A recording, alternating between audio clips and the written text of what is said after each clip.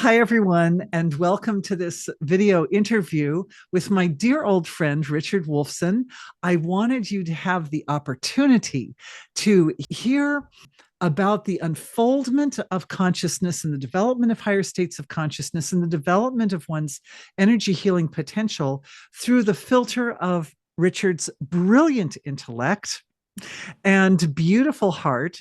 As I said, we've been friends for a very long time. Richard is a physicist and a Vedic scientist. He worked in the tape library for MIU for a very long time. And I think I'm going to pass already the floor over to you, Richard, and maybe you could tell a little bit about how you got onto this information. Richard's going to share with us a PowerPoint presentation that he created. If you would, Richard, share with everyone a little bit about how this PowerPoint presentation came into being. So I worked at the video library for, I guess, since 2010, so about 14 years. Before that, I was on Prusa. And I was in India with Prusa from 2001 to 2003. Richard, tell people what Purusha is, because I don't think. Okay, so Prusa is just like a retreat program for men. So I was up in the Himalayas in India in a TM retreat center, and I was having deep experiences. And when I came back, all of a sudden I started having these insights and listening to Maharishi. All these little clues seemed to be coming into my mind. The last 20 years of listening to Maharishi, all these little clues seem to come together into a series of stages of understanding of what self-referral consciousness is. Maharishi would talk in one tape about another thing, another video of another thing, another video of another thing. And it felt like I was being a bit of a detective trying to piece all these clues together into some coherent picture that Maharishi left. Finally, over the last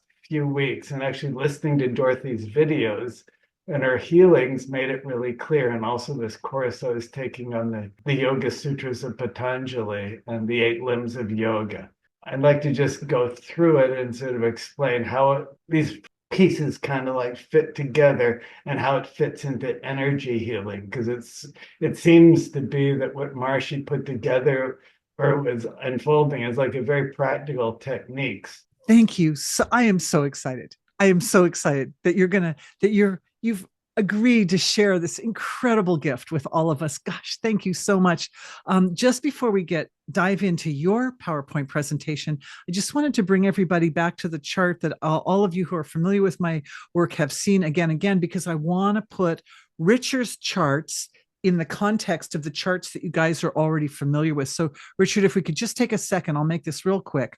This is the chart that we've all seen for a long time and are very familiar with.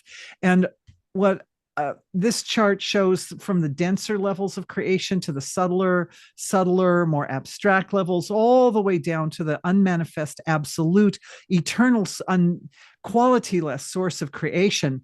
And essentially, what we're going to be looking at here, guys, is we're going to go, Richard's work dives deep into this level of the chart.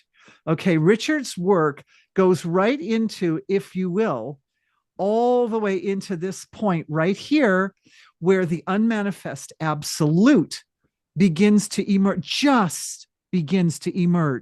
as manifest form. And this is why I was so excited to show you guys and to introduce you to Richard, because this is the work this is where energy healing happens.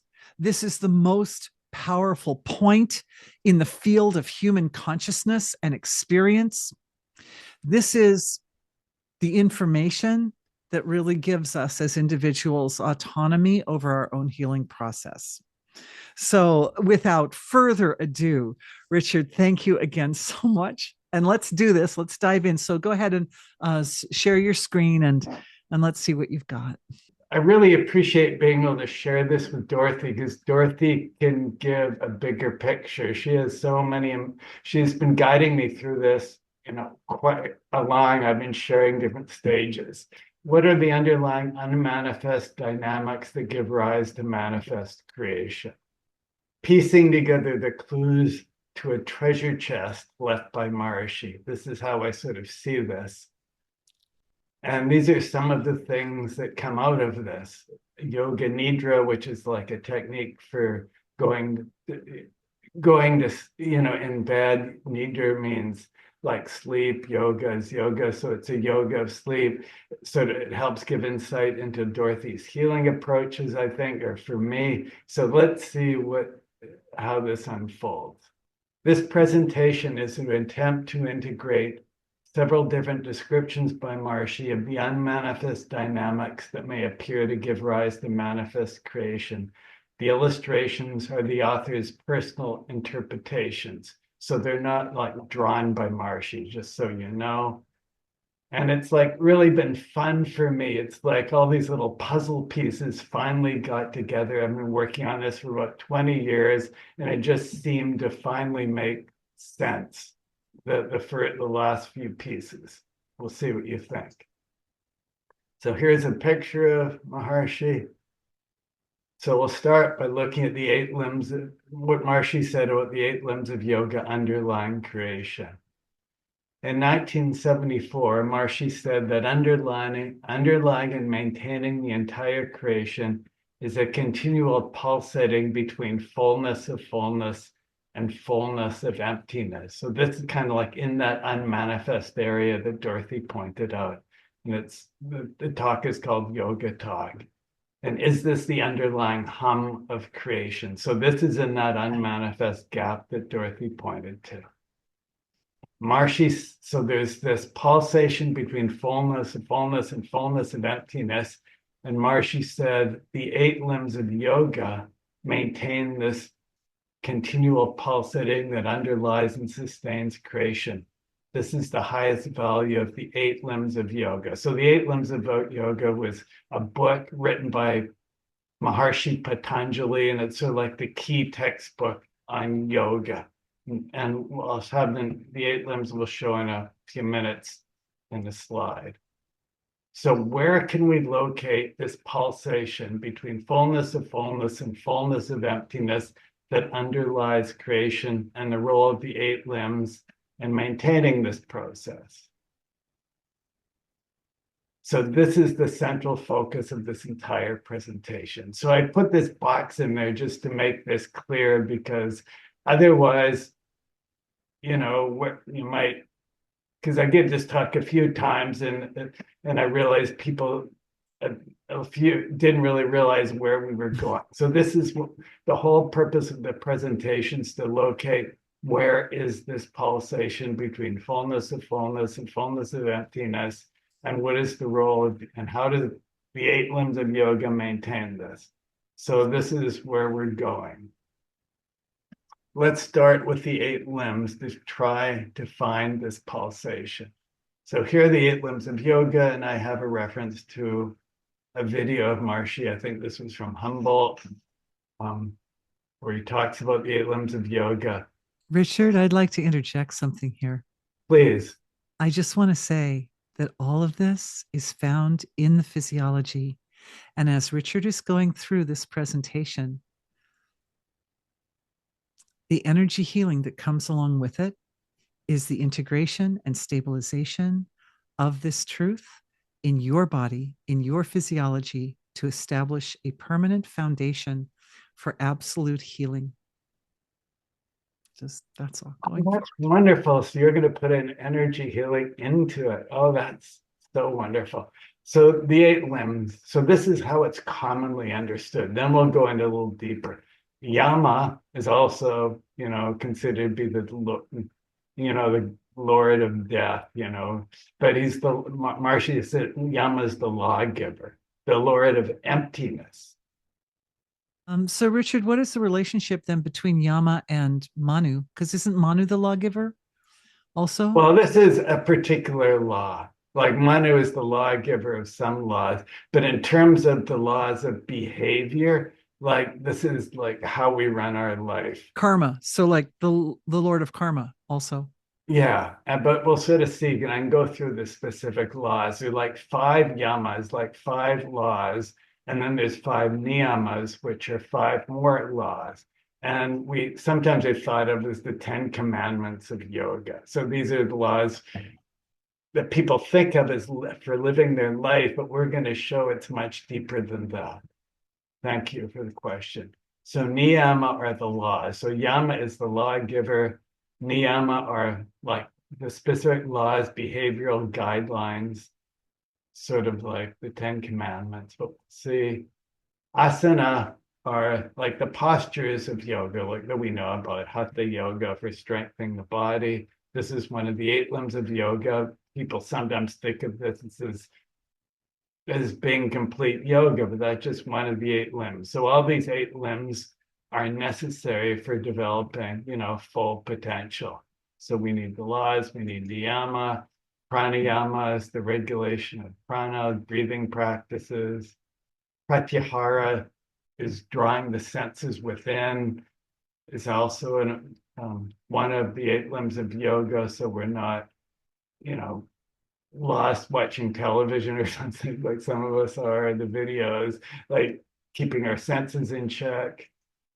Then dharana, dhyan, and samadhi. So dharana is sometimes translated as concentration, dhyan is meditation, samadhi is evenness. And Maharishi points out that we need all of the 8 limbs. It's some early teachers of yoga said that these were 8 steps to yoga, and Maharishi said, no, it's 8 limbs. We need them all to develop all of them, because these early teachers said that samadhi, which is like transcendental consciousness, is the last step, and we need to do all these austerities first before getting there. And Maharishi said, no, we can have transcending right at the beginning, and we need to develop all of them at the same time. So how can we connect the 8 limbs of yoga to a pulsating between fullness and emptiness? So this is, what we need to do, but we haven't found it yet. So now let's look at the 5 yamas, which are the 5 components of yama, which are like 5 laws. Can we find this pulsation by looking at the 5 yamas? So we're on like an investigation, we're a private detective, and this is what we're looking for. So let's look at the 5 yamas. And we'll find these 5 yamas relate to 5 stages of experience. And this was like the aha experience that came after watching a video of Dorothy, one of her healings allowed. So this is the last sort of clues that put all the puzzles together, the last pieces. But first, what are the 5 yamas, just classically, and then we'll look at stages of experience. The first yama is ahimsa, which probably we've all heard about, which is non-violence, compassion, unconditional love, non-harm. Maharishi has said it's like not violating the laws of nature. The second one is satya. Dorothy mentions these because it's eternal, non-changing truth. We can think about it as always telling the truth, but it's more like being in the present, being in the now. Asteya, non-stealing, and Maharishi's explained in unity consciousness, one already is everything, so there's nothing to steal because there's nothing outside of yourself. So these Maharishi explained in this talk on the Patanjali in the 8 limbs of yoga, that these are all fulfilled in unity consciousness, because you're living the eternal truth, you're living non-violation of the laws of nature, you're living unity consciousness, one is everything, there's nothing to steal. Brahmacharya, by definition, like charya means seat, Brahma is wholeness, it's seated in wholeness, connected to the source, but it's commonly translated as celibacy, having one's energy up. And a parigraha is non-possession, which is usually understood as like being non-greedy, open to sharing, giving things away, being generous. Now let's look at the 5 yamas as stages of experience. And this is sort of like the amazing thing I'm most really excited about is this is the last step and this is from listening to Dorothy and just following her suggestions, and also this course on yoga. So the first step, so this is like a technique, like just like lying in bed, so feeling unconditional love. And the reason is if one is in the state of unconditional love, that fulfills ahimsa because you're having the most beneficial effect of compassion, and kindness, nonviolence. So rather than practicing ahimsa as intellectual, walking down the street and not trying to step on an ant or something, which is in your head, if you're in a state of unconditional love, then you're automatically fulfilling ahimsa. You're having the most beneficial effect on the entire creation. So unconditional love of and from the source creator. So this is how Dorothy's like amazing, because you just practice this, and I did realize, wow, this totally fulfills it. And Dorothy says, filling in the lap of God.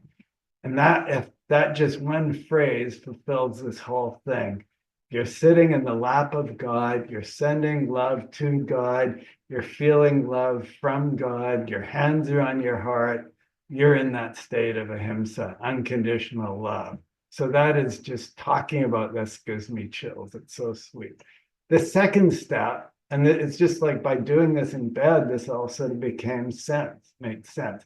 Satya, eternal truth, and also this course on yoga. Within that love, feel the body, because feeling the body is the technique to bring you into the present, rather than having your mind on, what you're going to do tomorrow or what you did yesterday or what someone said to you or something. Feel the body. You're in the state of satya, where you are right now. So that's the state of Richard, can I add yes.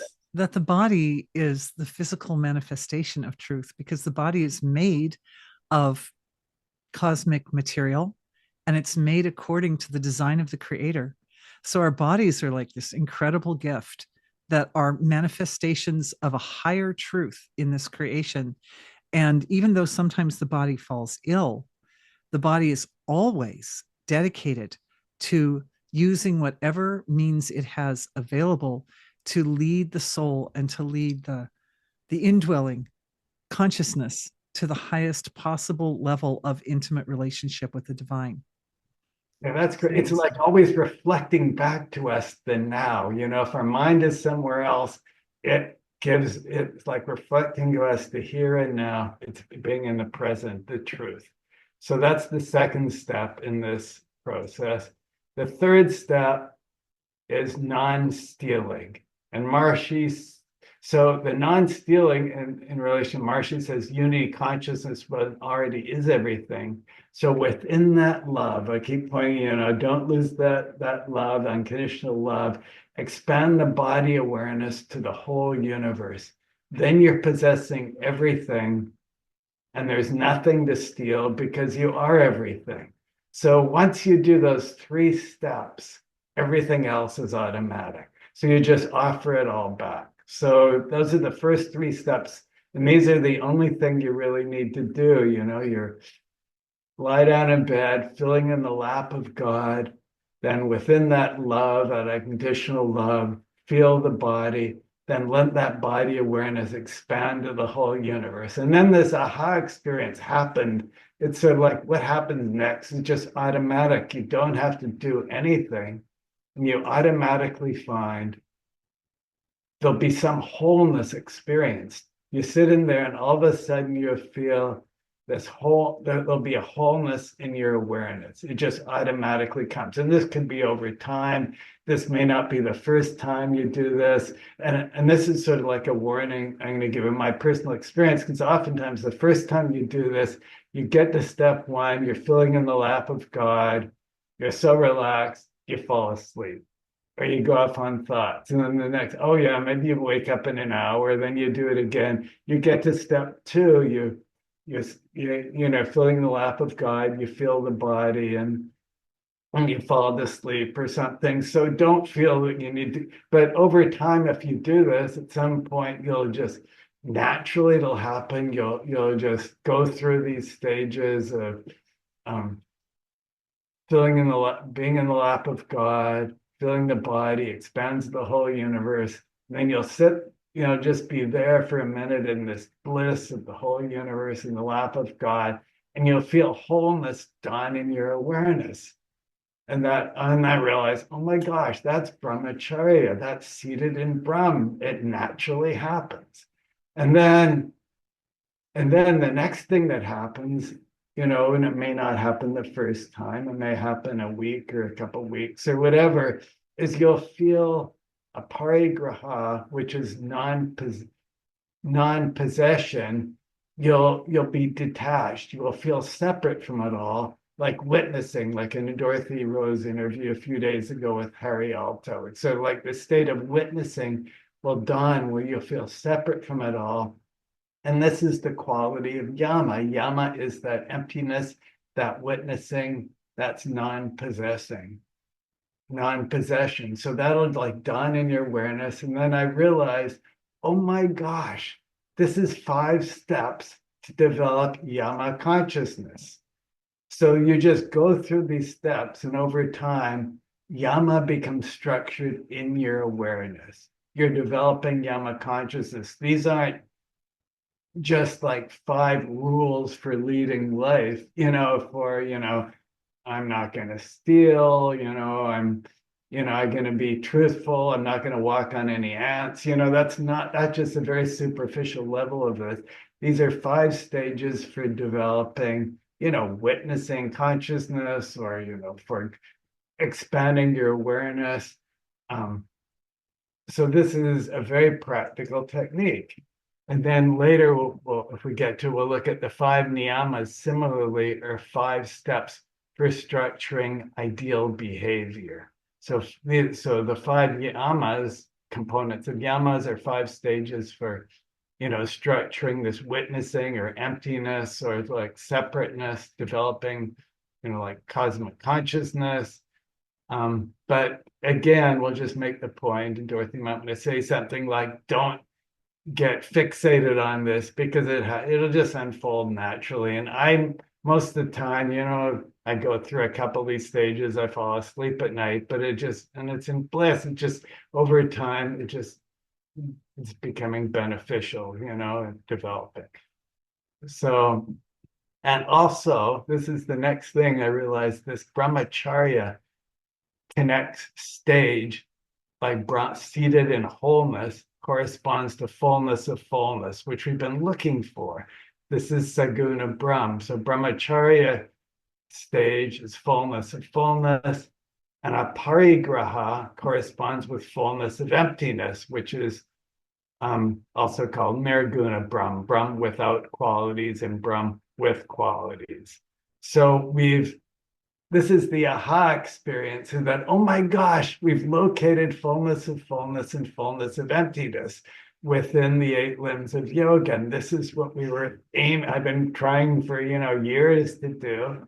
And this is the purpose, remember from the first slide, this was the goal of this. So once we've done that, then the rest of the pieces of this puzzle will fit together easily.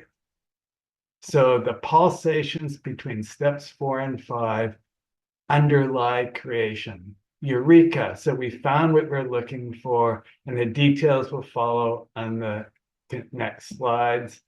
And here I write tenfold Brahm, because that's what the next slide is on, because Maharishi, in a talk from 2007 called On the Tenfold Brahm, which we'll see what it is in a second, describes how fullness and fullness of emptiness, the pulsations between them, underlines the sustained creation. So now we're over the hill. We can go through the rest of the presentation.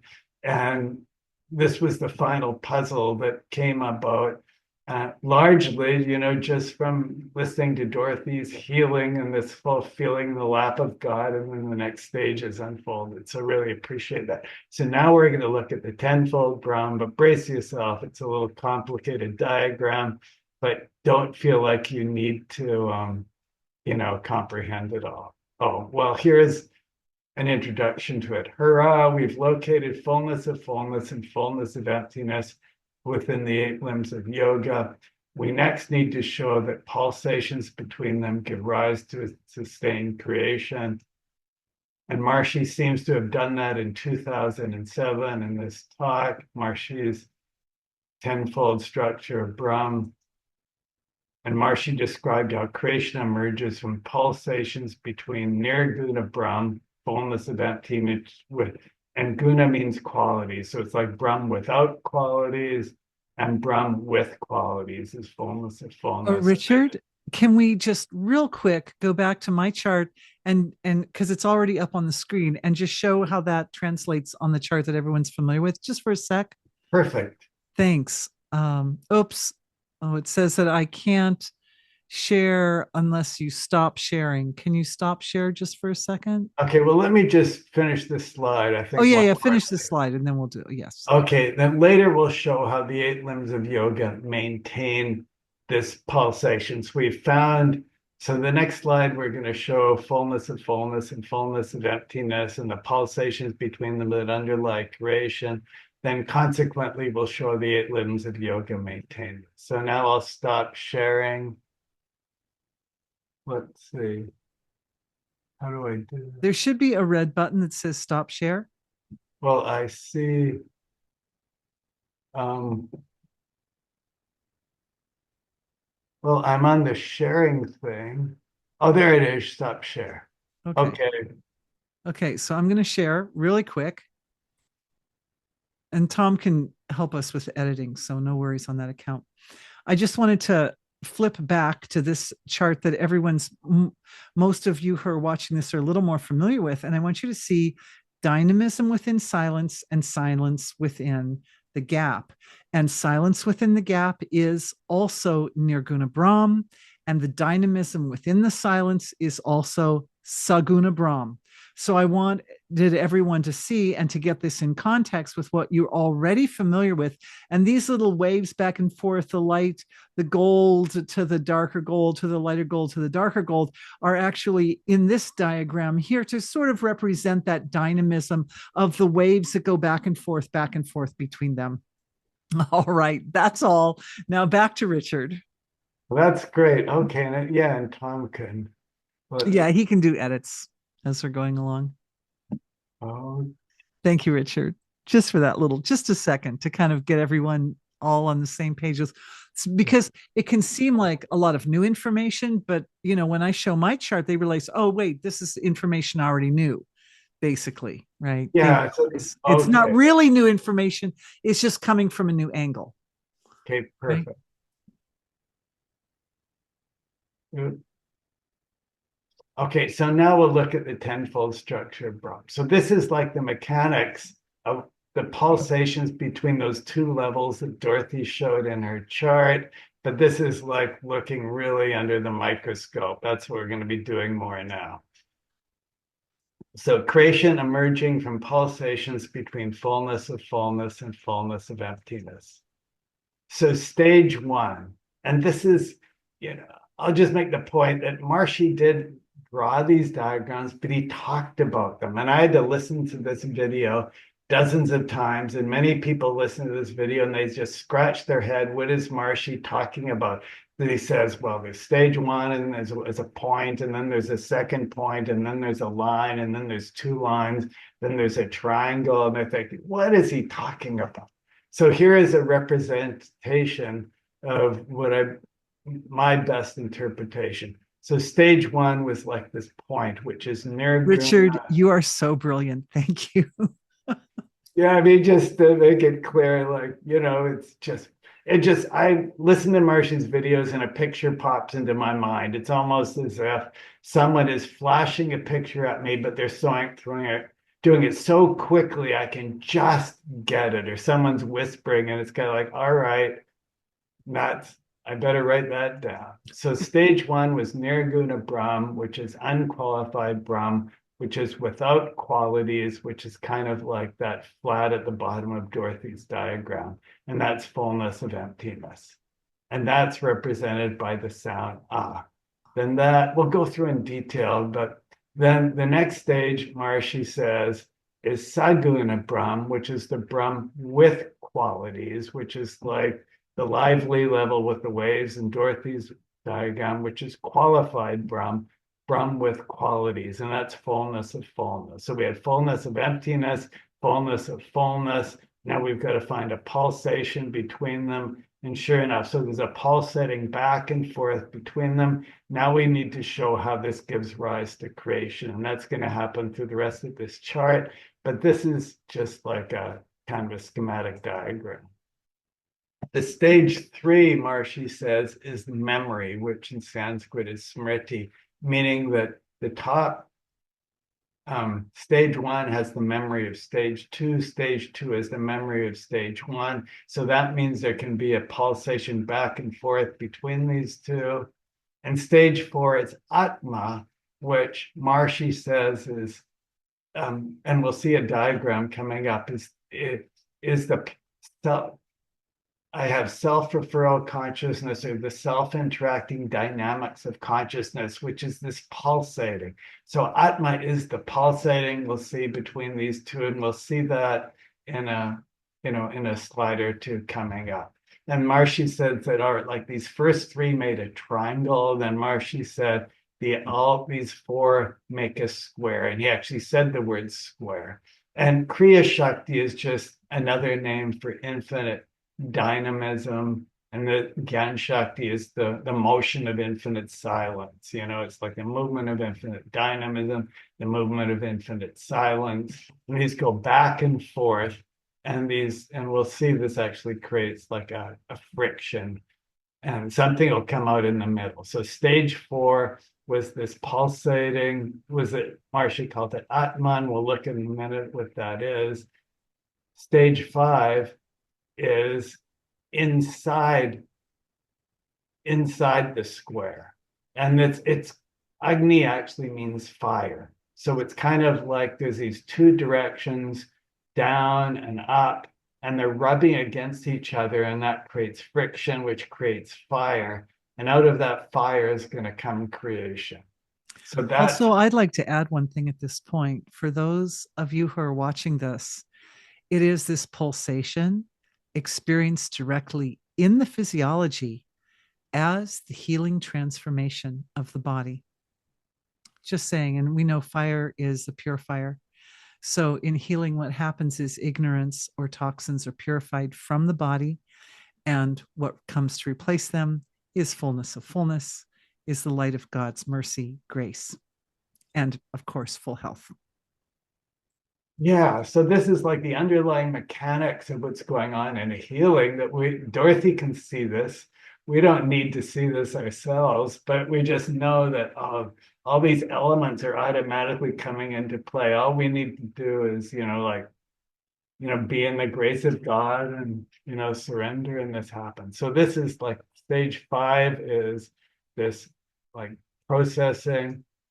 Stage 6, Maharishi is outside the square. There's going to be room to expand. There's going to be something coming out of this creation. So there is an outside. And Maharishi says hexagon because we've got like 6 sides. Stage 7 of this tenfold Brahm, Maharishi says, is Shanmukha. He gives credit. So this is the seer. This is the rishi who cognized this, who had this cognition. So we give him a place in these, so we've got 10 stages, it's tenfold. So now we've got the 7 stages, Shanmukha, the seer, and Shan means 6, Mukha means face. So it's like 6-faced or 6-sided. And he's got other names, and we'll show you in a second. 8 is the process of seeing. So Shanmukha the seer, through the process of seeing, looked inside the structure. What did he see? He saw Prakriti, the dynamism within the silence. So we looked in there, he saw dynamism within the silence. So that's going to be coming out of this. All of creation's going to be coming out. Then he looked further. What did he see? He saw the silence within the dynamism. So all that is going to be coming out of this as this cognition, in the following slides. So what comes out of this? We already know Prakriti is going to be coming out, which is like all of creation, but it won't be there'll be some stages first. But here's a picture of Shanmukha. So this is the seer of the tenfold Brahm. I want to give credit to him. And he has other names, which you may have heard: Kartikeya, Supramanya, Skanda. There's the Skanda Puranas, which are, huge volumes, and Maruga. So anyhow, I wanted to show a picture of him. Now we're getting back to this diagram. So what is going to be coming out of this? We know Prakriti is going to coming out, but there's going to be, I'm preparing you first. Next is becoming the dynamics of Atma, which is here. Then then on that following slide, we'll have Prakriti coming out, which is like the 8 Prakriti elements: earth, water, fire, air, space, mind, intellect, and ego. And those are like the seed of creation. And then after that will come material creation. That's going to culminate in wholeness. So this is like a bird's eye view of what's coming, so you won't be surprised, because we've got all these technical diagrams coming. And after that, we'll be done. So we don't have that far to go. So here is Atma. So this is what Maharishi describes as the self-interacting dynamics of consciousness. And this is, Maharishi talks about this as like the knower knowing himself. It's sort of like, what is it? Consciousness can be the knower, consciousness can be the known, consciousness, the process of knowing. So it's just like self-awareness. We're in the state of transcendental consciousness and we're knowing ourselves. So we locate these 3 components. Is the rishi, which is the knower. E is the sound, which corresponds to devata, the process of knowing.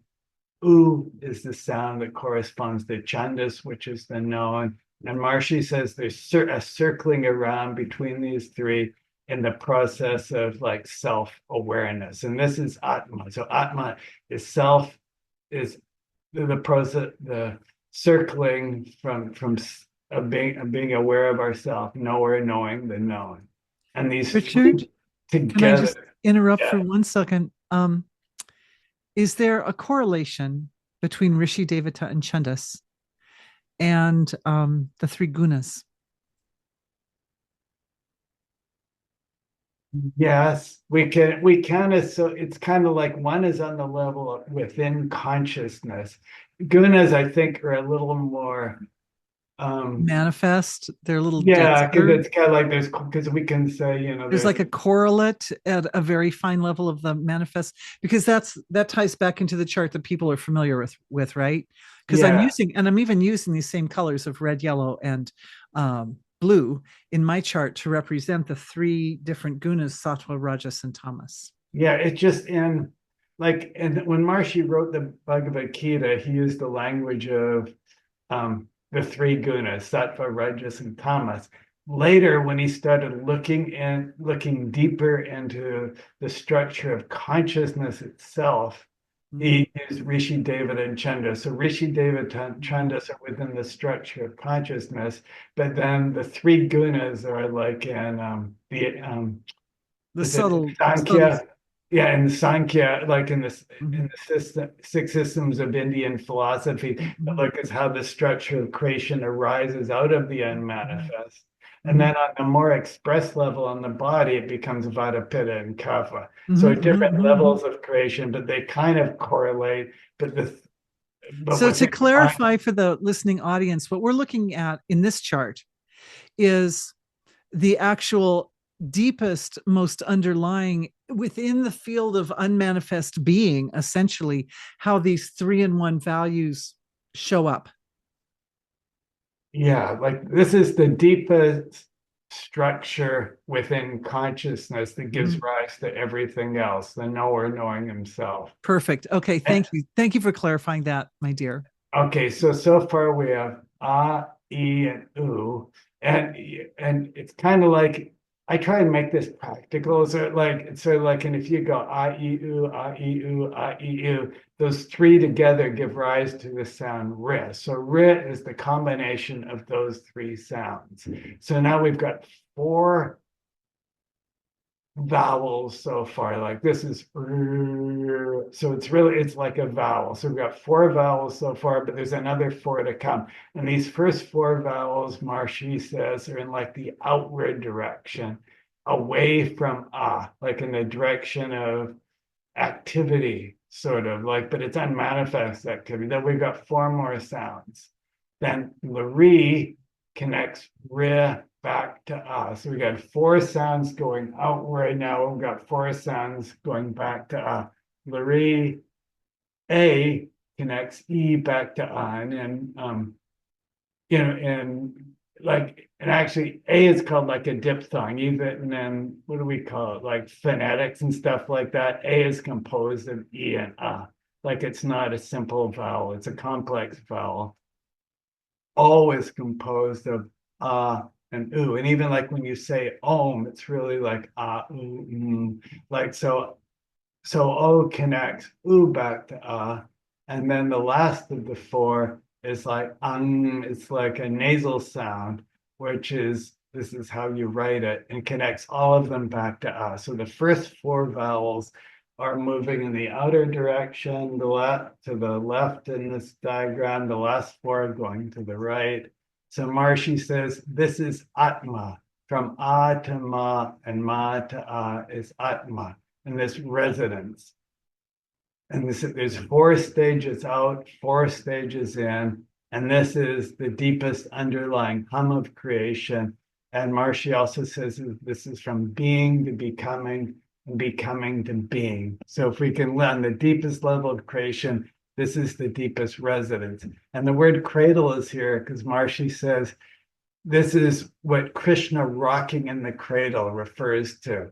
Krishna rocking in the cradle from being to becoming and becoming back to being, because Krishna is the absolute. So this is the rocking of Krishna's cradle within the absolute, is from being to becoming. So this is an underlying hum of creation.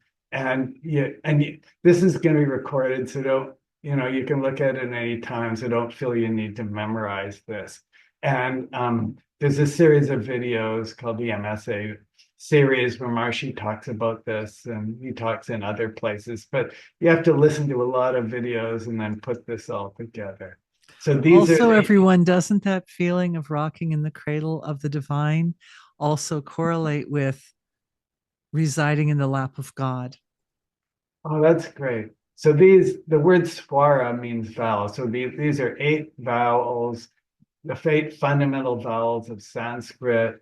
And swa means self, and this is like the reverberations of the self, or the vrittis, and vrittis is another word for reverberations of Atma. It's sort of like the excitations of Atma. We also have vrittis in our mind, and we want to, which yoga talks about, we want to reduce the vrittis, which is the random fluctuations of our mind. So these are the fluctuations of Atma. And for any Sanskrit scholars, I just put this relate to the 5 ton mantras of Sanskrit or of Vedic science, but I don't think we need to talk about that. They were just like the deepest like building blocks, which underlie the 8 Prakriti elements. Okay, so what comes out of this? Wait, I'm sorry, Richard. I just have to ask. So that means that the 8 swaras actually correlate with the 8 aspects of Prakriti. Well, it correlates with the 5 with the 5 ton mantras plus the intellect, or the principles of mind, intellect, and ego, and the ton mantras then expresses the 8 Prakriti elements. And we'll see that in a following chart. Okay, good. Okay, So these thank you. underlie the 8, these are like the principles that give rise to the 8 Prakriti elements. So Okay. what comes out of this deepest level of reverberation between and Ma, or self-fulfilled consciousness, or self or interacting dynamics of consciousness, is an enlivened state of which is, I put with like ri inside of it. So we started with kind of like a flat state of now I've got an enlivened state of So this is the first stage towards manifestation. So now we want to know what happens next, what comes out. But first, I've given this presentation a few times. I just felt I needed, at this point, people could be getting lost. So I wanted to put in, but first, a paradigm reality check, where we are right now. Where are we? The materialistic, like scientific paradigm says matter is primary, creation began, 14 billion years ago with the Big Bang. So that's the common paradigm. And consciousness somehow came later. They don't really know how, but they believe it somehow, like a spark of lightning or something. Who knows? But in our paradigm, consciousness is primary. Creation originates from the self-interacting dynamics of consciousness, which is eternal. So that's what we're unfolding in this, how matter and all of creation comes out of consciousness. I just want to give that picture of where we are. Maharishi appears to detail these mechanics, which we can tap into with our own consciousness. And this is a key point because this underlies Dorothy's healing. She's teaching us how to tap into these mechanics within our own consciousness in order to do our own healing or create effects in the relative world. So we can only do that because consciousness is primary. And we can experience everything arising ultimately out of love or bliss. And that's where we're going. Next slide gives a quote from the Upanishads, which is one of the areas of the Vedic literature. So I'll just do the English, unless that's okay. Out of bliss, these beings are born, and bliss they are sustained, and bliss they go and merge forever. And all beings here is like entire creation because everything is consciousness, whether it's the trees, the plants, the rocks, everything is like a being, and the people and the animals, everything arises out of consciousness, which is out of bliss. So bliss is, so that's what this Upanishad says, and we can substitute love for bliss. It's like the same thing. This says bliss, but out of love. So everything is coming out of love. And that's the basis of Dorothy's healing as well. Now I'll return the 8 limbs of yoga and then to what comes out of the pulsations of Atma. So those were our sides, just as a break. So what comes out of this pulsation from Ah to Ma and Ma to Ah in the next stages? Well, first we're going to look, how do the 8 limbs of yoga maintain this pulsating of Atma? And this is from this talk of Maharishi's called Yoga Talk. So we're going to go through this pulsating and how the 8 limbs of yoga underlie this. So the first of the 8 limbs was Yama, the lawgiver, the administrator of emptiness. And this is the state of emptiness. So Yama supports this state of emptiness, Nirguna Brahm, fullness of emptiness. Then Niyama sort of maintains, which is like the principle of becoming, its liveliness supports this state of fullness, where there's some activity. Then the third of these 8 limbs is asana, and Maharishi says, so these two are seated side by side. So we're going through this talk of how Maharishi says the deepest value of the 8 limbs of yoga is to maintain this pulsating. We thought the 8 limbs of yoga were just like Yama's the god of death, and Niyama is some principles of behavior and stuff, but it's a lot more than that. On the deepest level, it's maintaining this underlying pulsation. So asana is not just doing some exercise. On the deepest level, it means seated. So these two are seated side by side. What are they doing? Richard, I have to interject one little thing right there, which is this is also reflected in our physiologies as the bilateral symmetry of the human body. So all of this that Richard's saying is literally found in our bodies. And we know that we have the right side and the left side of the physiology that essentially represents the right side representing sort of the outward stroke into the material field, and the left side representing the inner stroke into the field of silence. And so we're, what we're looking at are the fundamentals that are responsible for the manifestation of the physical form. And it sheds light on the nature of the laws of nature that give rise to this form, and helps in the healing process in that way that we understand our bodies better in the light of how they are composed of consciousness. Thank you, Richard. Oh, great. Well, thanks for explaining. Yeah, so making this more concrete. So this 4-step which we thought was like a breathing technique, pranayama, Maharishi released the pulsating. So there's a pulsating going back between Nirguna Brahm and Saguna Brahm. So yay, we've got to the point of seeing how the 8 limbs of yoga support this pulsating of between fullness and fullness of emptiness, because that's what this pranayama is. So here's the pulsating, 4 stages out, 4 stages in.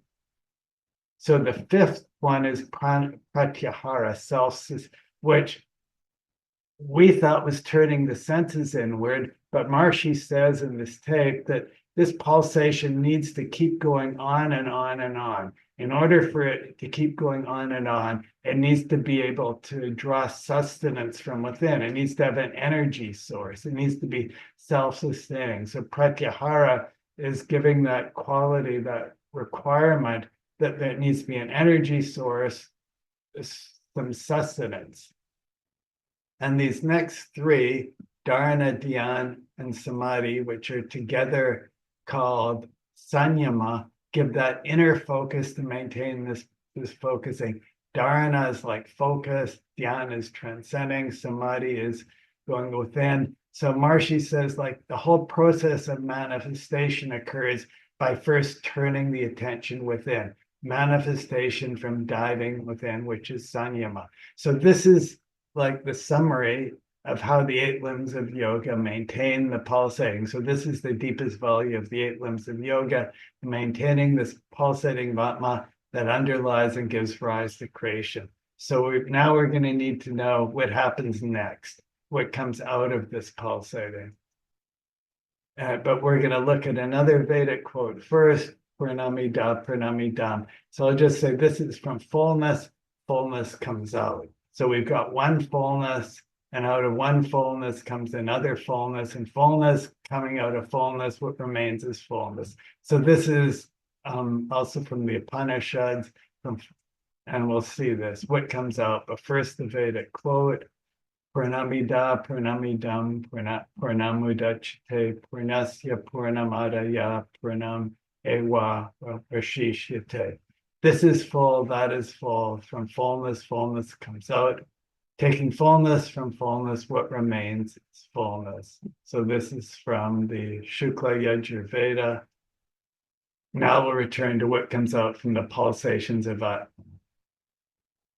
So what comes out from this? And the title is Atma giving rise to Ak, Rik, Agnim, and then will be the rest of the creation. So here's the enlivened state of with Rit, inside it, giving, and then Rik becomes expressed. Rik collapses to Rik, which is the name of the Veda. From that comes the form of the Veda, Ak. From that comes Agnim. But what comes next?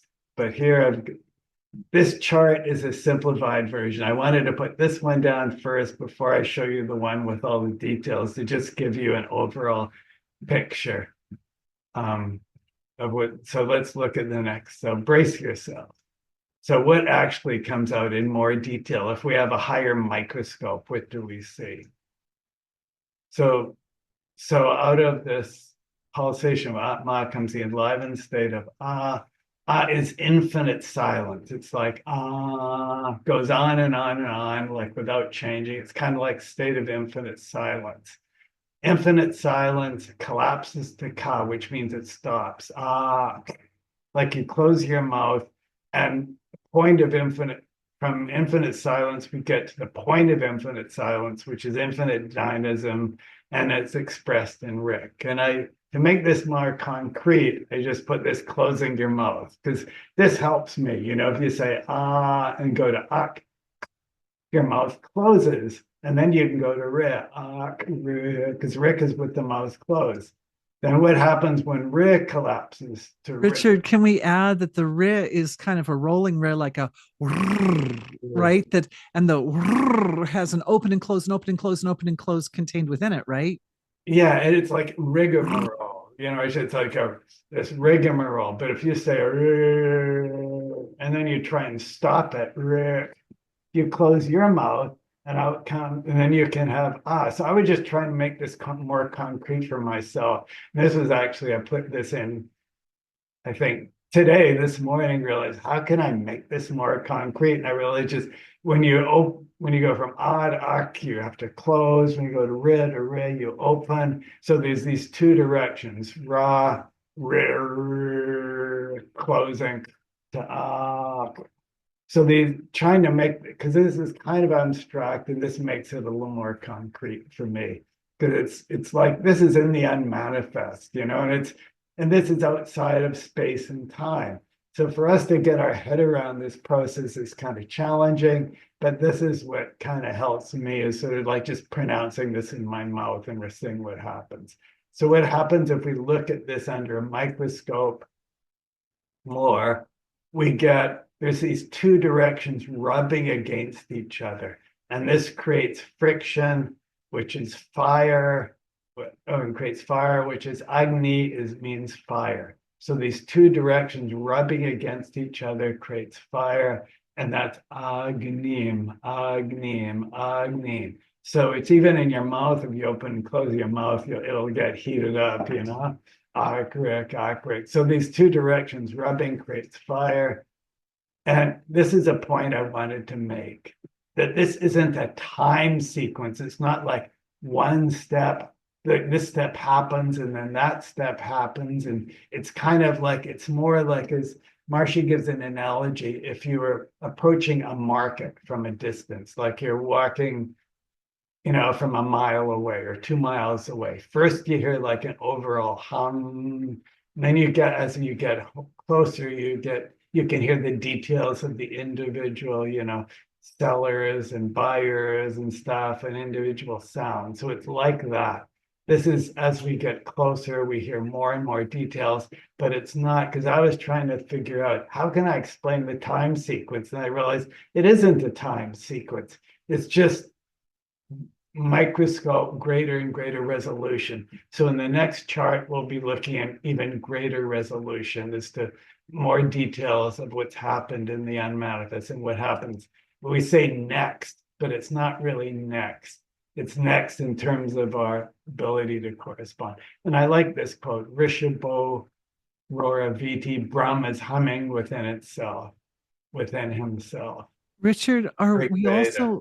we're also looking, when we're looking at Agni, that friction or fire, are we looking at the tanmatra of the element, the primal element fire, right? Of which the body is comprised of the five primal elements of earth, water, fire, air, and space. Yeah, but this is like an earlier form of it. It's kind of like Okay. the first word of Rig Veda is So this Agni. is really at a level even deeper than the tanmatras, because the tanmatras Yeah, down, deep down into that causal level, into that very deep level of manifested form. But this is even before manifested form. and this is kind of like the first word of Rig Veda is Mhm. Agni.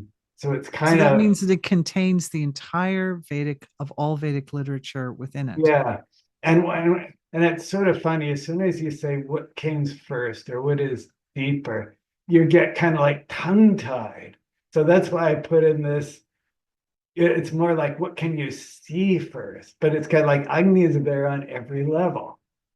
And the town mantras, so it's sort of like, like the saying which is first and which is deeper. It's kind of like hard to say because every level is occurring in space and time at every point, even before space and time. So it's before time and before space. So I'm trying to get out of void. So what comes out? So we know Prakriti is going to come out, which is like the 8 Prakriti elements. The Veda is going to come out. Material creation is going to come out. So just let you know where we're going. So this is what comes the next stage, which is Prakriti in the form of the 10 mandalas warmed up, ready to sprout. So I realize, where the heck did this come from? Because this is such a, surprising chart.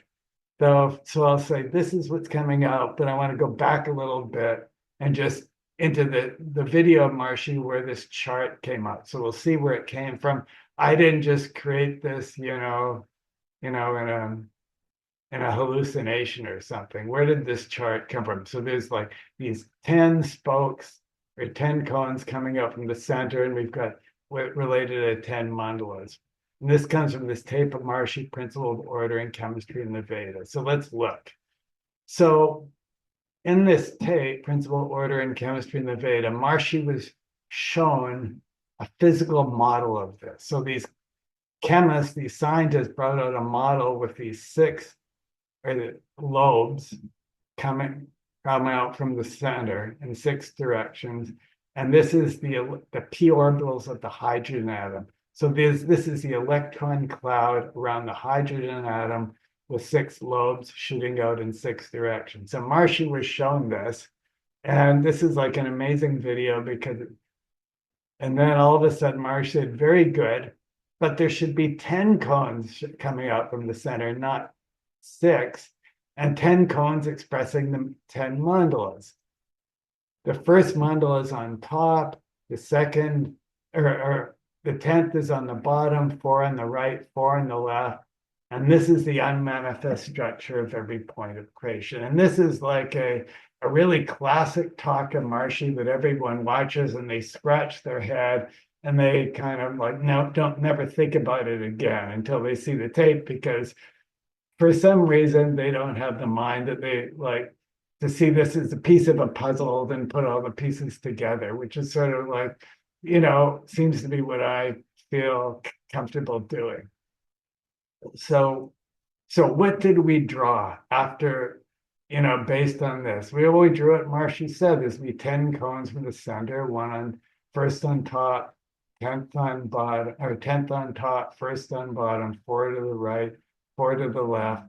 And this is the unmanifest structure of every point of creation. And this is prachetna. This is a word for prakriti warmed up, getting ready to sprout.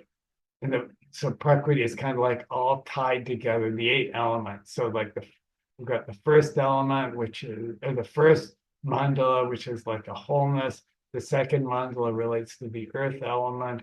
The third mandala relates to the water element, apas. The fourth mandala relates to fire. The fifth to air, vayu, etc., up to the 10th element, 10th mandala, which is like silence. And so this is Prakriti warmed up, getting ready to sprout. So now there'll be a little bit of an animation, hopefully. So it's pulsating. And off the right, it says the 10, or the apara Prakriti, the divided components of Prakriti expanding out. So Agni, Mile, Pu, Ro, Hi, Tam is the first pada, or the first 8 syllables of Rig Veda. And this is like the expanding that goes on, the expanded. Now we'll see something else. You see these letters, A, I, U, R, I, A, O, So these are the undivided components, the vowels, which we saw already before. So they're pulling in. So we've got the expansion out, the pulling in. So this is like pulsating, Prakriti pulsating, getting ready to sprout. And there'll be one more thing. And remember how the friction between these 2 directions created the fire that drives creation. So we've got to have, A to ak, collapsing to rik. So we've got, and this is kind of what's holding it together. And there's the fire in the middle. So this is like more of a holistic picture that is like awesome. I really love this. All right, but then what happened? So giving rise to Veda and matter. Oh, and Dorothy will like this. But the next thing, but first we're going to compare to Devi Veena, which means the divine sitar, which is the musical instrument of Saraswati that underlies and gives rise to creation. This is from a talk. Well, we'll go to the next slide. But we're going to compare this and see this seems to be exactly the same as what Maharishi expressed in another talk in a different context in 1972 in Canada, an SCI symposium in Kingston, Ontario. So let's look at the Devi Veena, which is the divine sitar of Saraswati, whose notes give rise to the entire creation. So and this is a talk with Brahmarishi Devarat and Maharishi. And Brahmarishi Devarat is the greatest seer in the last, I think, or Vedic seer in the last 200 or 300 years. And Maharishi gave him the highest accolades, and he was cognized, I believe, the last section of the Veda, or a section of the Veda. But anyhow, a wonderful man. He can only speak Sanskrit or Hindi. So the Devi Vina, what did Brahmarishi Devarat translate from this section of the Rig Veda? The Devi Vina has two heads. Can we find two heads with this? Yes, one on top, one on bottom. What else does Devi Vina have? Devi Vina has four horns, which are like spirals, like the horns of a that are the head of a cow times two. I should have put head here. The horns of a cow times two, or the head of, so you've got like one up here, one down here. So we've got the four horns, which like spirals. This is like spiraling in and out of the transcendent, because this is like Purusha, the transcendent. This is the first mandala, which is like, the dynamic transcendent. So we've got spiraling in and out with the horns. It Devi Vina has seven hands, which are seven spheres where sound reverberates, which they translate as the seven senses plus mind and intellect, and it's stirred by the seven values of Brahm. Well, we already know where these five senses, mind, and intellect are. So here's where the seven hands are. So this is like strumming this instrument, these seven hands.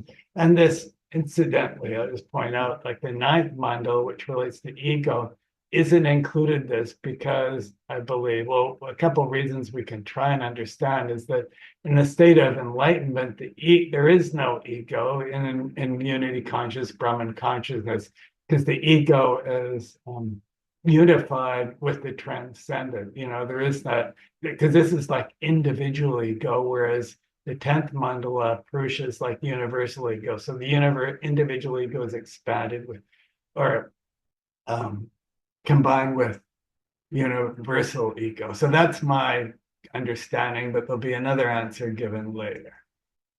And they're all tied down by three strings. So here's the three strings that tie them all down. And if you heard this tape of Brahmarishi Devarat and Maharishi, it's just so much fun, because Brahmarishi Devarat is this Vedic scholar who just looks like the royal, in his robes, and he's making hand motions. There's like, two heads and four arms, and seven hands, and all tied down by three strings. And it's got 3 feet, which he says which extend into the relative world. Pashyanti is like finest thinking. Madhyama is like surface level of thinking. And Vaikari is express speech living, which gives rise to action. So this is the level of this thing is expressing into like speech and action. And so here and matter. So here we've got, this will be expressing into, Veda, sound, and matter. And I put this Vrishabha Viti because this is actually discussed in this tape. So this is the verse in Rig Veda where Brahmarishi Devarat and Maharishi, Brahmarishi translates and Maharishi comments. Vrishabha Viti is within that verse. So it's Rig Veda, the 4th mandala, the 58th sutta, and the 3rd verse or something. So now we'll see what comes out of this. So now we've got this Prachetna here, which is also the Devi Venus, and we now have to see what comes out. We know, well, the Veda's got to come out, matter's got to come out, and this is the Veda, this is the body, the universe, and ultimately Brahm. The Veda, body, universe is Brahm, that's going to be coming out. And then this tenfold structure of Brahm talk, Maharishi says there's a second sixfold structure. We saw the first one. Now we're going to see the second sixfold structure. So what is the first of the sixfold structure is Agni Mile Purohitam, which is the first pada of Rig Veda. And from this comes the Ma Buddhas, which are the expressed material elements. And this I'll just have to say, Maharishi doesn't describe this very explicitly, but this is like my take on it based on, what's coming out. The second step of the sixfold Brahman comes out the Dhatu Agnis. The Dhatus are the tissues of the body. The Agnis are the metabolic principles, like the fire that goes, the metabolic process, like the Dhatus are like, rasa, rakta, mamsa, meta, which is like muscle, blood marrow, or bone marrow, blood, all these are like tissues accumulating and reproductive fluid and all that. So, but there's metabolic processes. So first the metabolic processes come out, which are the Dhatu Agnis, then come out the actual dhatus or tissues of the body. And so this is the second part of Rigveda. So Agni Mile Purohitam Yagyasya Devam Retrijam Otaram Ratna Datamam. So that comes out. So the body comes out. So on this side, on the left, is going to come out the universe. Vishwa Devas are like the Devas. We think of them as the laws of nature that support the universe. And then we've got the tissues of the body, the Vishwa Dhatus, which are like, the planets, the stars, the all the formations, the galaxies, etc. So the Vishwa Dhatus come out with verses 2 to 9 of the first sutta. Then then the Vishwa Dhatus come out with the rest of Rig Veda in the mandalas. And this sequence corresponds with Maharishi's Aparishaya Bhashya, which is his description of the sequence of the emergence of Veda. Then in the final stage, we get to Brahm wholeness, which is like the silence. And so I should have put Purusha in here, but this is as well, but it's like the silence and the wholeness that unifies it all. But there's only so much space in this diagram. And just to remember, the Mahabhutas are the material blocks of creation: earth, water, fire, air, space, plus mind, intellect, ego coming out. So these are the building blocks of both the body and the universe. Now we're going to do a summary of stages. So we've almost got to the end. So this is the summary of stages. So this will be like a synthesis. So we'll go back. This is our part. This is the only part we need to do, is like lying in bed, unconditional love and to and from source, hands on heart, our heart, lying in the lap of God. So we're sitting and lying in bed, experiencing the lap of God. Within this Richard, love, I just have to interject one teeny little thing right there, which is that state where the mind is fully transcending and the love in the heart has become so big that it also transcends, gives rise to a condition of the being of absolute humility. And humility, from a Western perspective, is the condition that unifies individuality with divinity. So just throwing that up there, that's our part. Our one thing is to be in that state of non-judgment and no expectations. And as you mentioned before, not stealing and all those qualities that allow us to gain the privilege of that experience of union, divine union. Okay, sorry, go ahead. Yeah, and this is all unified in this one phrase of yours, being in the lap of God, because that sort of is kind of like it. We even just go back. So this is like being in the lap of God. There's only so many words I could fit in this. I could have just put in being in the lap of God, and that would have done everything. But unconditional love to and from source, hands on heart. So that's that unified stage of everything. And then within that love, feeling the body, being in the now, the sat, that eternal truthfulness.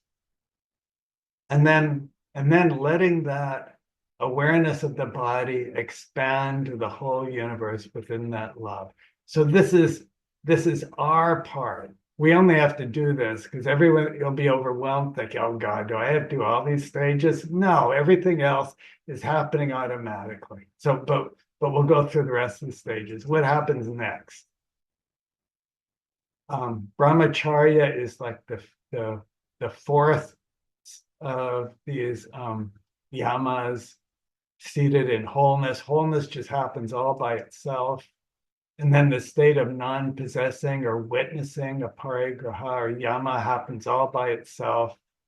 So everything else just happens all by itself. And this then gives, and then it starts pulsating between them, and we get this atma between occurring between fullness of fullness and fullness of emptiness. The pulsating occurs. So this is the tenfold Brahm. So what comes out of the tenfold Brahm is this.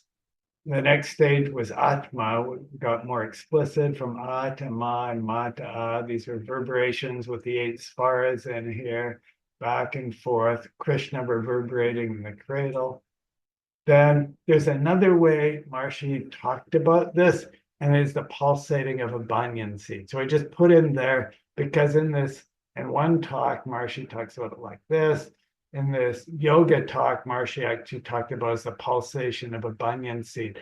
Like the outer shell is the fullness of fullness, I think, and inside was fullness of emptiness. But it's like this pulsation back and forth between fullness and, I guess, maybe emptiness in the middle, fullness on the outside, because like the hollowness in the banyan seed, there's a pulsating back and forth. So that's another way to draw the same diagram. But anyhow, what happens to Atman next? So the next stage, it's not, I should quit using the word next, but the next stage is, what would we locate is this fire, Agnim. So these two directions, Ah collapsing to Ak, giving rise to Ri and Rik, and that creates fire. What is produced by this fire is Prachetana. It comes out like this, these 10 mandalas of Rig Veda and the Prakriti elements, all tied together. And this, another way to represent it, this was the Devi Veena, like exactly the same, but when a different, and Rig Veda explained in a different part of it, in the Rig Veda. And then what happens next?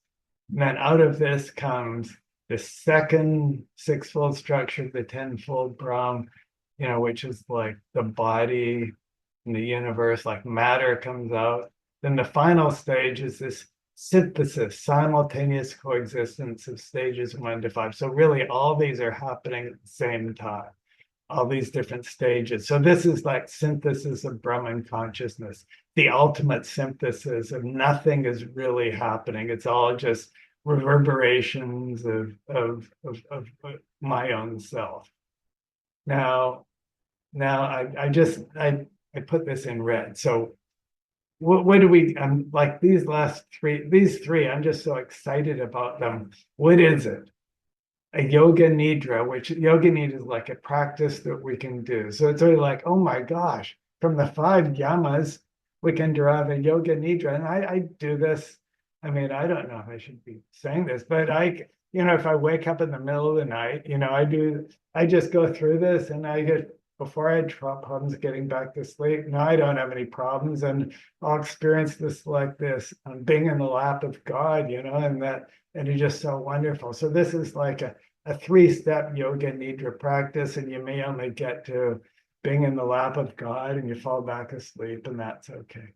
Or it's a technique for accessing the mechanics of creation. And if we know how to do that, like Dorothy does in her healing, but be easy on yourself, meaning don't get too fixated on this because, if we're going to bed at night, we just, so we feel in the lap of God, we go to bed. Don't feel you need to understand all these stages. They're all just happening naturally. And this analogy Maharishi uses is 4 blind men going to an elephant. One of them gets their arms around a leg and said, oh, the elephant's like a tree trunk. The other one walks on the side of the elephant and says, oh, the elephant is like a wall. Another one, feels the tail and said, oh, the elephant's like a rope. Another one feels the trunk and he gets really confused. What the heck is this? So it's sort of like all these people have a different perspective because they have limited vision. In the same way, there's a wholeness of all those things. And this is like that ultimate all these stages need to be understood together. Just like if you listen to a tape of Maharishi talking on one of these things, you scratch your head, what is that? Or what is that? Or how does this fit together? So now this is like the puzzles put together about this, like there's this one picture of reality.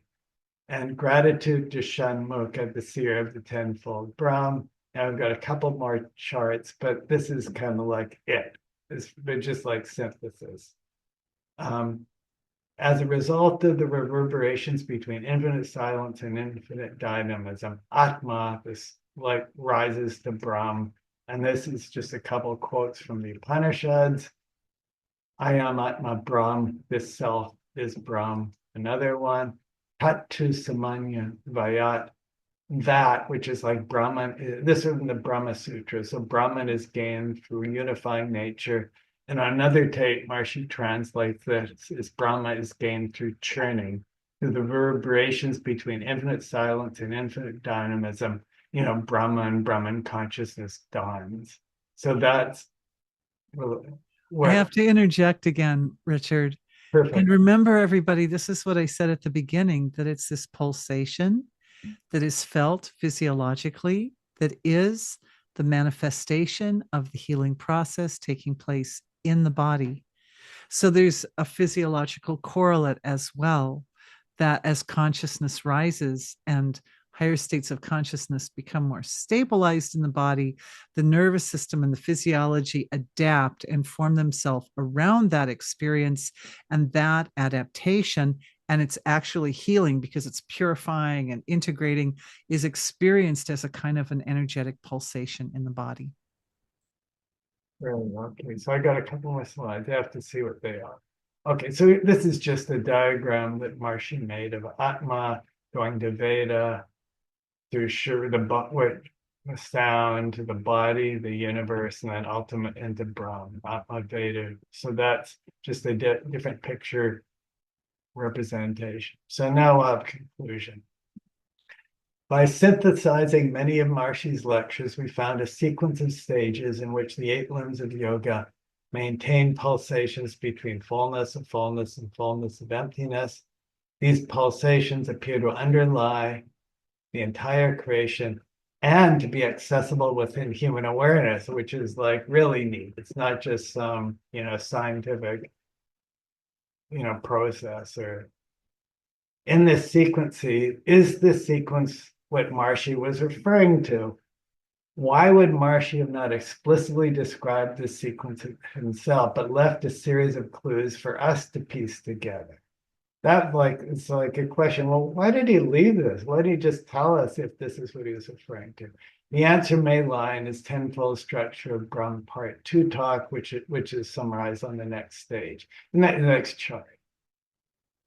Maharishi adds the value of language to the discussion of the tenfold structure of Brahm. So this is a little abstract. It takes a little reflect. This is another talk that people listen to and try and figure out what was Maharishi talking about.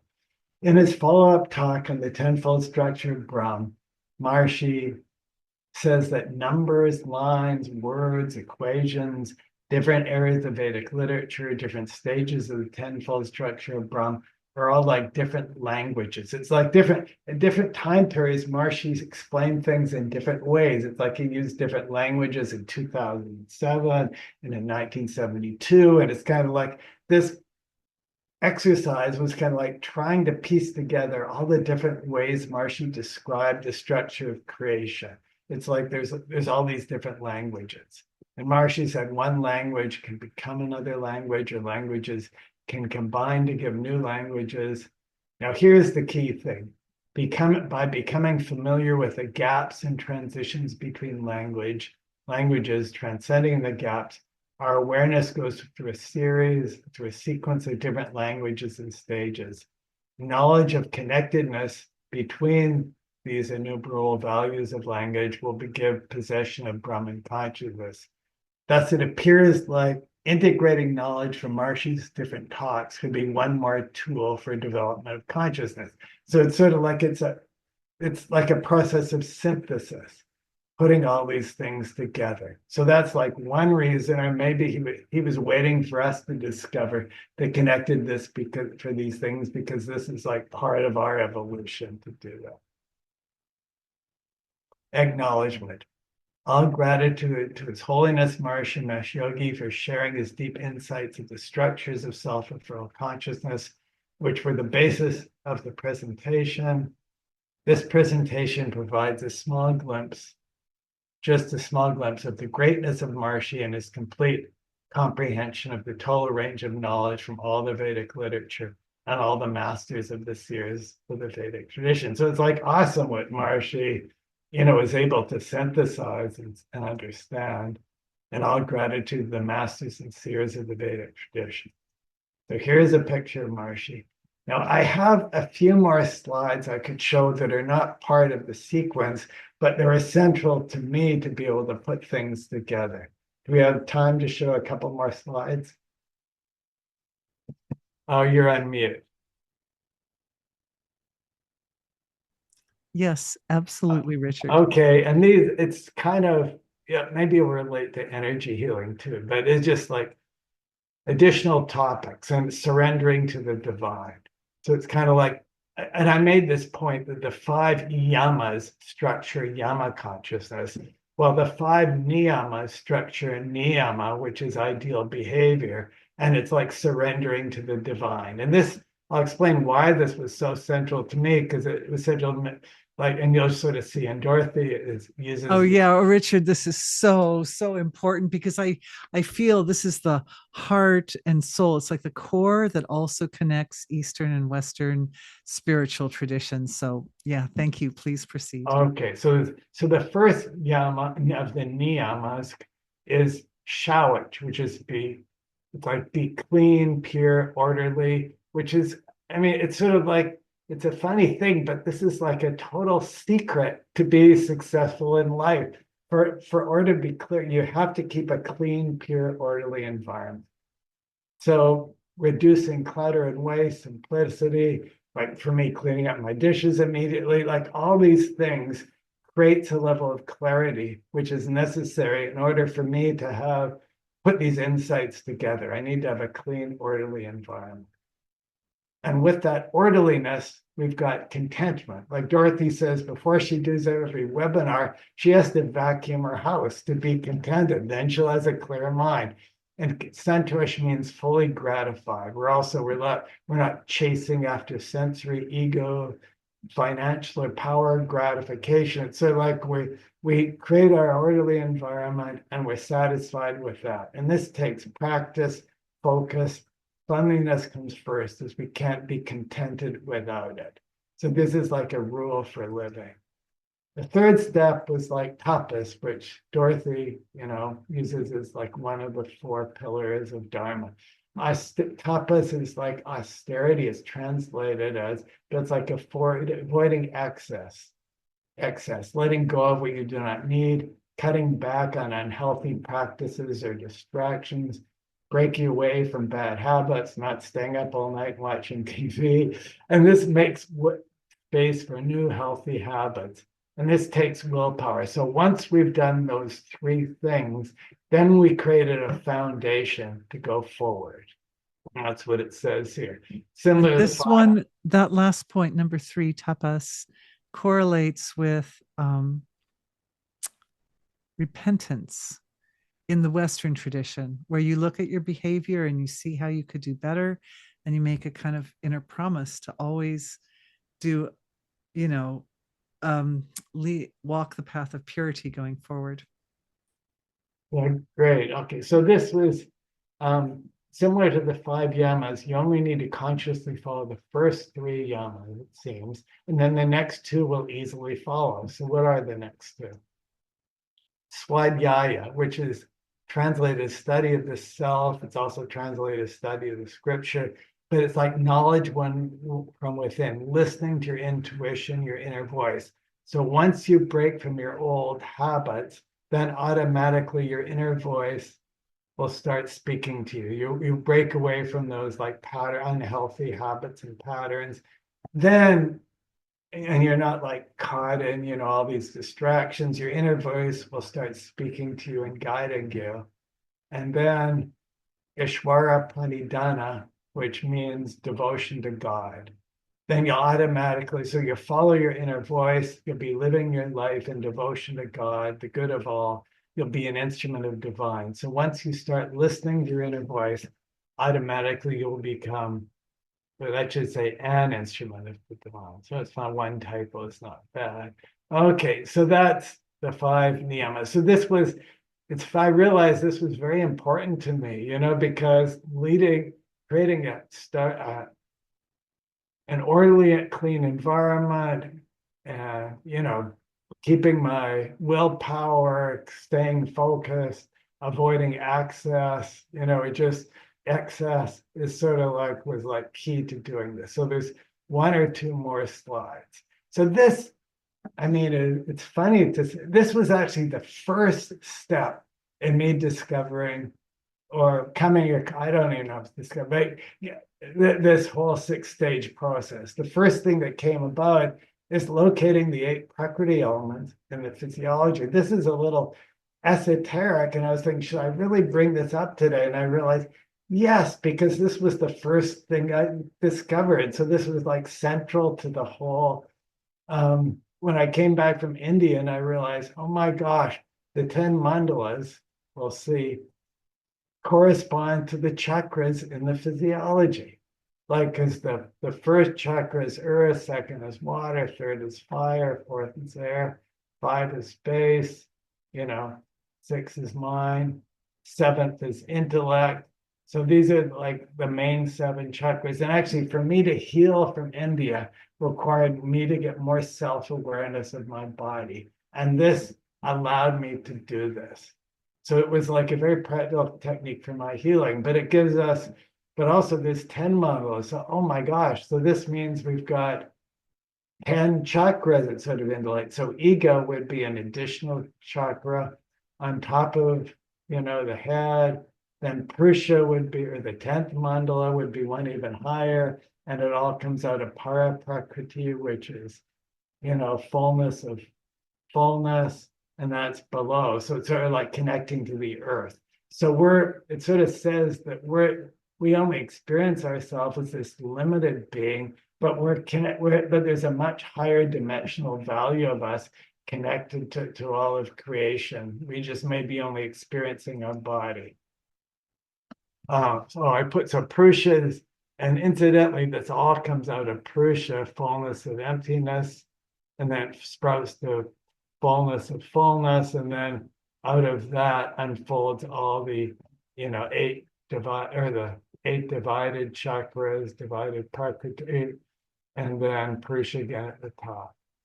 So apara prakriti is the 8 divided prakriti elements, fullness of emptiness at the top. So it's from fullness of emptiness to fullness of emptiness. So creation comes out, then it unifies, then it goes back together into fullness. So it's like a seed, a tree to a seed, back, or a seed to a tree and back to a seed.